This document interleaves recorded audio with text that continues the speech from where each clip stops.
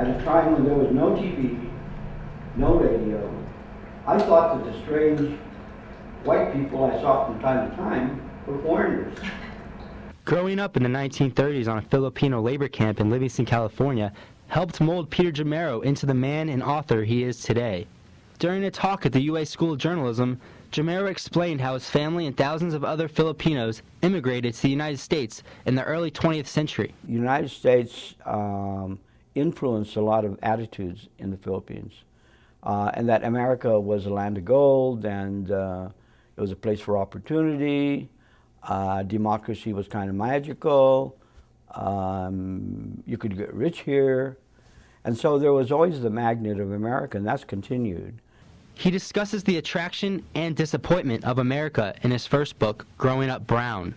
Although sometimes referred to as the Forgotten Asians, Filipinos are the second largest Asian group in the United States.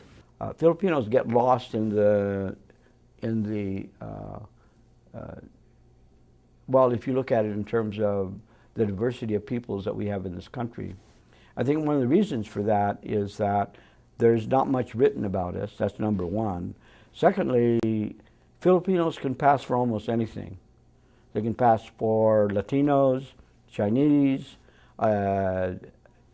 Indian, whole host of folks. So we kind of disappear in the social fabric and ethnicity that we have in this country. His second book, Vanishing Filipino Americans, Jamero concentrates on the second-generation Filipinos and the struggle that the so-called bridge generation had in defining their identity in American society. Jamero says whatever a person's background is, they should know their history. Because after all, if you don't know your history, I don't think you know very much. And knowing your history also is a way of saying who you are and what you stand for. Peter Jamero's teachings can be relevant to anybody from any background, which makes his work even more powerful. Jamero's life stories educate current Filipino Americans while contributing to the historical context of the Filipino American experience. Reporting for Arizona Cat's Eye, I'm Samey Charapp.